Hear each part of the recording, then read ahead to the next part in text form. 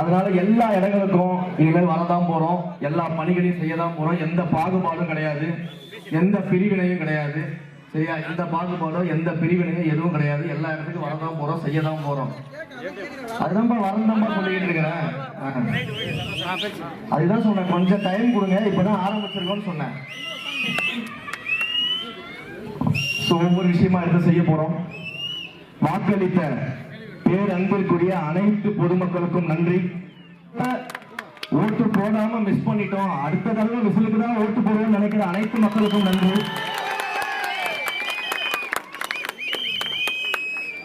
ஓட்டு போட்டவர்களுக்கு மட்டுமில்ல, ஓட்டு போடாத அனைவருக்கும் மாண்புமிகு தமிழ்நாடு முதலமைச்சர் தளபதி அவர்கள் தான் எந்த பாகுபாடும் பார்க்க மாட்டாரு, எல்லாரையும் ஒன்னாதான் பார்ப்பாரு. எல்லாருக்கும் செய்ய வேண்டியதை எல்லாருக்கும் எல்லாம் கிடைக்க வேண்டும் என்ற நோக்கத்தோடு மாண்புமிகு முதலமைச்சர் அவர்கள் செயல்படுவார். முதலமைச்சருடைய அறிவுறுத்தலின் பெயர்ல, வழிகாட்டுதலின் பெயர்ல நாங்களும் செயல்படுவோம். அதனால நான் பிரச்சாரத்துக்கு வரும்போது சொல்லியிருந்தேன், ஸ்ரீரங்கம் தொகுதி முழுக்க அனைத்து இடங்கள்ல பிரச்சாரம் பண்ணும்போது ஒரு விஷயம் சொல்லியிருந்தேன், அதை திரும்பவும் சொல்றேன். 5 ஆண்டுகள் முடியும் பொழுது ஸ்ரீரங்கம் சட்டமன்ற தொகுதி தமிழ்நாட்டின் தலை சிறந்த நம்பர் 1 தொகுதியாக நிச்சயமாகும். மணப்பாறை தொகுதியும் அதுக்கு ஈக்குவல் நம்பர் 1 தொகுதியாக கதிரவன் மாற்றி காட்டுறாரு. அதனால அனைவருக்கும் ரொம்ப நன்றி. குறிப்பாக இந்த ஒன்றியத்தில் தேர்தல் அறிவிச்சதிலிருந்து, என்னை வேட்பாளராக அறிவிச்சதிலிருந்து தலைவர் ஒரு வேட்பாளரை கை காட்டிட்டாரு, அந்த வேட்பாளரை வெற்றி பெற செய்யறது மட்டும்தான் நம்மளுடைய ஒரே பணின்னு சொல்லிட்டு, ₹1 கூட காசு என்கிட்ட எதிர்பார்க்காம, சாப்பாடு எதிர்பார்க்காம, மற்ற கட்சியில கொடுக்குற மாதிரி இந்த பாட்டில் எல்லாம் எதிர்பார்க்காம, இந்த ஒன்றியத்தின் சார்பில் உழைத்த அனைத்து ஒன்றிய நிர்வாகிகள், பகுதி நிர்வாகிகள், கிளைக்கழக நிர்வாகிகள், முக்கியமா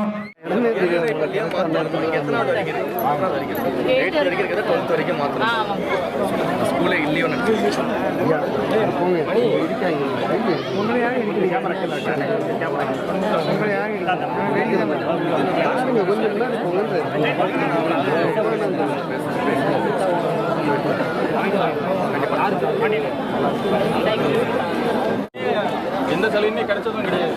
நானும் வர்ற எல்லா அமைச்சரும் கொடுத்துட்டு தான் இருக்கும், எந்த ரெஸ்பான்சிபிலிட்டியும் இல்லை.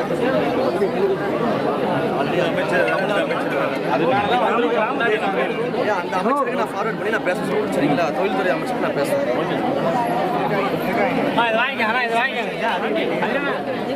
நம்முடைய பேரன்பிற்குரிய கழக தலைவர் அவர்கள் ஸ்ரீரங்கம் சட்டமன்ற தொகுதிக்கு வேட்பாளராக என்னை அறிவித்தார்.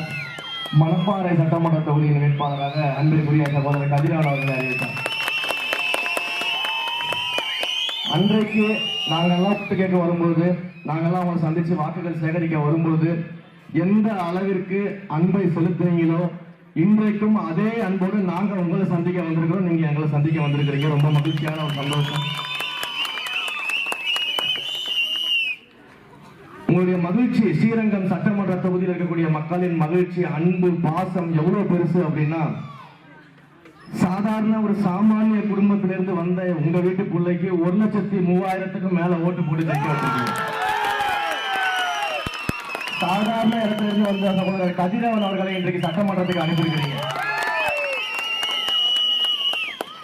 இதுல நான் இன்னொரு சின்ன பெருமையை எடுத்துக்கலாம் ஸ்ரீரங்கம் தொகுதி மக்களுக்காக. சகோதரர் தவறா நினைக்க மாட்டாருன்னு நினைக்கிறேன். திருச்சி மாவட்டத்திலேயே மிக அதிக வாக்கு வித்தியாசத்தில் என்னை வெற்றி பெற செய்திருக்கிறீர்கள். அந்த அளவிற்கு உங்களுடைய ஸ்ரீரங்கம் சட்டமன்ற தொகுதி மக்களுடைய அன்பும் பாசமும் மாண்புமிகு முதலமைச்சர் அவர்களுக்கு இருக்கு. எனக்குன்னு சொல்ல மாட்டேன், அவருக்கு இருக்கு. அவருக்காக தான் நீங்க ஓட்டு போட்டு எங்களை ஜெயிக்க வச்சிருக்கீங்கன்னு எங்களுக்கு தெரியும். எனக்காகவோ, ரமேஷுக்காகவோ, கதிரவனுக்காகவோ இந்த ஓட்டு கிடையாது. முதலமைச்சர் தலைவர் தளபதி அவர்களுக்காக தான் ஓட்டு. இப்படி நீங்க அளவுக்கு அதிகமா ஸ்ரீரங்கம் சட்டமன்ற தொகுதியில அன்பை திருச்சி மாவட்டத்திலேயே அதிகமா செலுத்தினதுனால ஸ்ரீரங்கத்திலிருந்து தேர்வு செய்யப்பட்ட எனக்கு இந்து சமய அறநிலையத்துறை அமைச்சராக மாற்றி ஒரு அன்பை தலைவர் கேள்விப்பட்டார். வேற ஒண்ணும் கிடையாது. என்னதான் அமைச்சரா இருந்தாலும் எம்எல்ஏவா இருந்தாலும் நாங்க எல்லாரும் மக்கள் சேவகர்கள். எங்களை தலைவர் அப்படிதான் இருக்க சொல்லியிருக்காரு, உங்களோட தான் இருக்க சொல்லியிருக்காரு, உங்க வீட்டு பிள்ளையா தான் இருக்க சொல்லியிருக்காரு, உங்களுக்கு தேவையான செஞ்சு கொடுக்க சொல்லியிருக்காரு. அதை தாண்டி எங்களுக்கு எல்லாம் பெரிய கொம்பு எதுவும் முளைச்சில்ல. நாங்களும் சாதாரண மனுஷங்க தான். சாதாரண உங்க வீட்டில் இருக்கக்கூடிய சகோதரர் மாதிரி தான் இருக்கணும் அப்படின்றதுதான் எங்கள் முதலமைச்சருடைய எண்ணம். நம்முடைய முதலமைச்சருடைய எண்ணம், உங்களுடைய பேரன்பை பெற்ற முதலமைச்சருடைய எண்ணம். செய்வோம், அதுல எந்த மாற்று கருத்தும் கிடையாது. உங்களுடைய கோரிக்கைகள், குறைகள், உங்களுடைய பிரச்சனைகள் எதுவாக இருந்தாலும் தயவு செய்து அதை ஒரு கடிதத்துல விண்ணப்பமா மனுவா எழுதி அதை எம்எல்ஏ அலுவலகத்தில் கொண்டு வந்து கொடுங்க. நிச்சயமாக அதை வாங்கி பார்த்து அதன் மீது அனைத்து நடவடிக்கைகளையும் எடுக்கிறதுக்கு நாங்க உறுதுணையா இருப்போம்.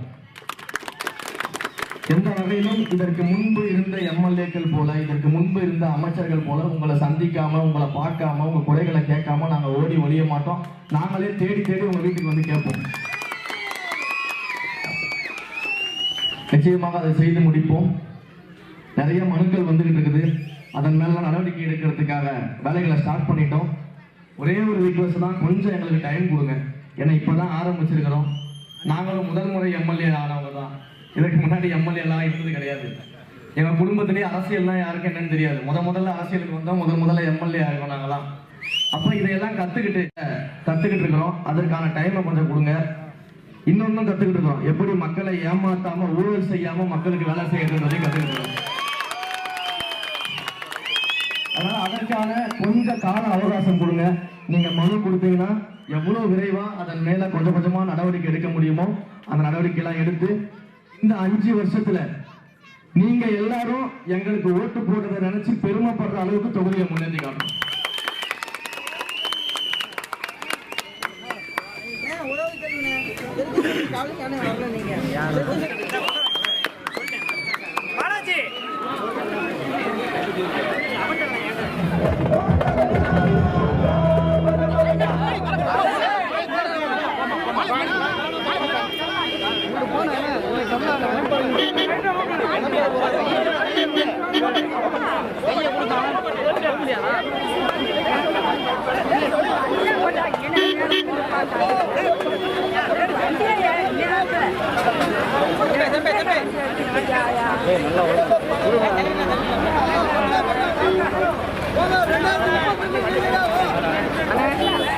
நல்லா